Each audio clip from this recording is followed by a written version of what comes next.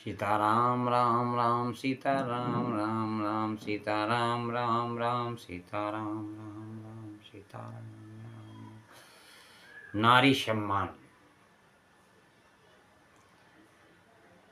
भारतीय समाज में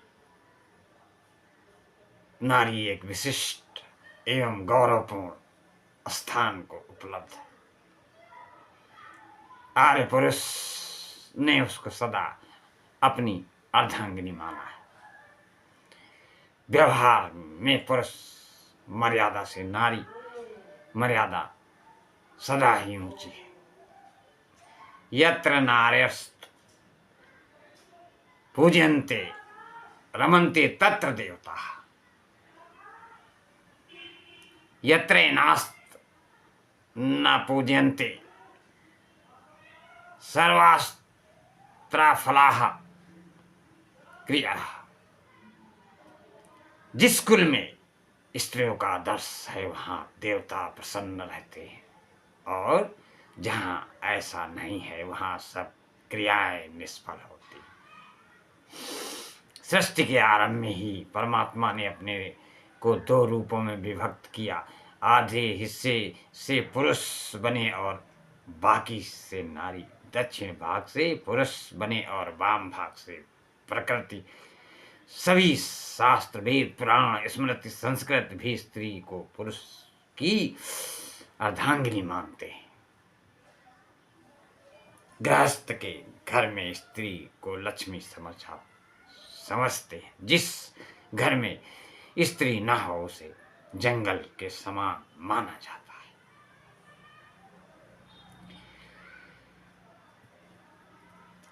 घर को घर नहीं कहते, जहां गृहिणी रहती है वही घर कहलाता है। जिस घर में नारी का सम्मान नहीं होता, उसके अधिकारों की सुरक्षा नहीं होती, वह घर लक्ष्मी से शून्य हो जाता है। जिस घर में दुखित स्त्री अभिशाप देती है, उस घर का धन पशु और संतान सभी नष्ट हो जाते हैं। इसलिए शांति चाहने वाले लोगों को हर एक उत्सव में भोजन भूषण आदि से नारी का सम्मान करना चाहिए। नारी सदा रक्षण करने योग्य, सदा अवध्या है। किसी भी वर्ग की नारी चाहे कैसी भी हो, उसे मारना पाप कहा गया है। जो दुख में पड़ी एक नारी की रक्षा करता है, वह मानो अनेक पापों का प्रायश्चित करके पुण्य का संचय करता है। एक बड़ा भारी डाकू था, उसने अपने जीवन में बहुत से कुकर्म किए थे। 70 व्यक्तियों की हत्या की थी। एक दिन उसे अपने घृणित कार्यों से बहुत बड़ा वो भ्रम हुआ। कृत्यों पर संताप हुआ। अगले उसने अपने पापों के शोधनार्थ या किसी संत पुरुष की शरण में गया और उसने प्रायश्चित कराने को कहा।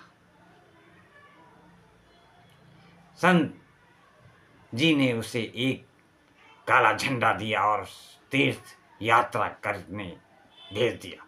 कहा कि स्वयं तीर्थों में स्नान करके झंडे को भी कराना। जब झंडा सफेद होवे तब समझना कि प्रायश्चित पूरा हुआ, पाप धुल गया। डाकू झंडे के साथ सब तीर्थों में स्नान कर चुका, परंतु वह झंडा सफेद न हुआ। व्याकुल हो उसने गुरुदेव के अंतिम दर्शन के बाद अपने प्राणों को विलीन करना चाहा। वह गुरुदेव के दर्शन करने के लिए लौटा। रास्ते में एक जंगल आया। भीतर जाने के बाद उसे एक स्त्री की करुणा आवाज सुनाई दी, जैसे कोई हिरनी शेर के पंजों में फंसी हुई हो। उस 10 डाकू उस अबला पर बलात्कार करना चाहते थे।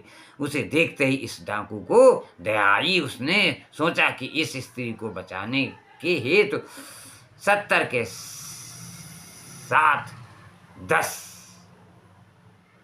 हत्याएं और भी हो जाएं तो क्या फर्क पड़ेगा, एक अबला बचाने का पुण्य हो तो होगा ही।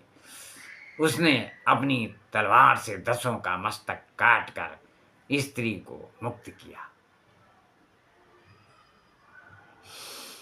उसी समय उसका काला झंडा सफेद हो गया।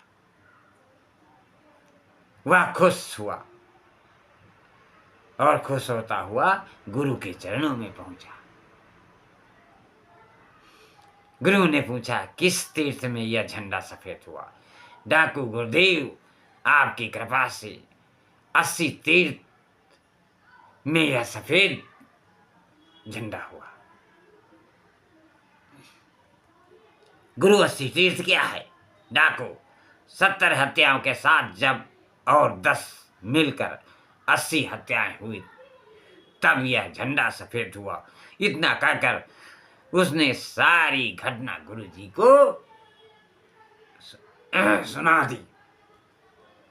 गुरु, तूने जो एक निसहाय अबला स्त्री की रक्षा के लिए हत्याएं की, वह पाप होते हुए भी तेरे लिए पुण्य बन गई और उससे तेरे पुराने पापों का भी नाश हुआ। सारांश यह कि स्त्री रक्षा करने योग्य है। नारी अबला नहीं, सबला भी है। नारी मात्र भोग्या नहीं, पुरुष को भी शिक्षा देने योग्य चरित्र बरत सकती है।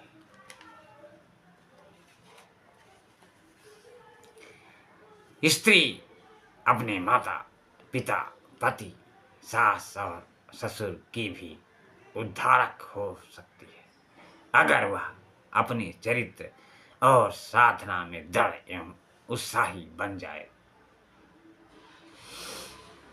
तो सती सावित्री ऐसी ही एक नारी हो गई जिसने अपने तपोबल के प्रभाव से यमराज से अपने माता पिता, सास ससुर एवं पति के साथ अपने लिए भी वरदान मांगकर सबको उन्नत बनाया। सीताराम राम राम सीताराम राम राम सीताराम राम राम सीताराम राम राम सीताराम राम सीताराम राम सीताराम राम राम सीताराम राम राम सीताराम राम राम